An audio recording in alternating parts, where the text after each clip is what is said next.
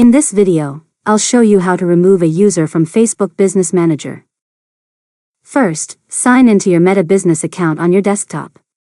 Once you're inside, click Settings. Next, click People under the Users section in the left-hand menu. After that, you'll see a list of everyone who has access to your Business Manager account. Now, select the person you want to remove from the list. Next, click the Remove button at the top of the page. After that, Meta will ask you to confirm the action. Click Remove User to continue.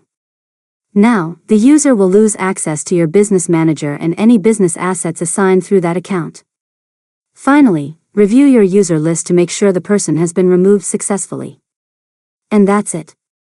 You've successfully learned how to remove a user from Facebook Business Manager. If you found this tutorial helpful, make sure to subscribe to Learn Mode Lab for more tutorials.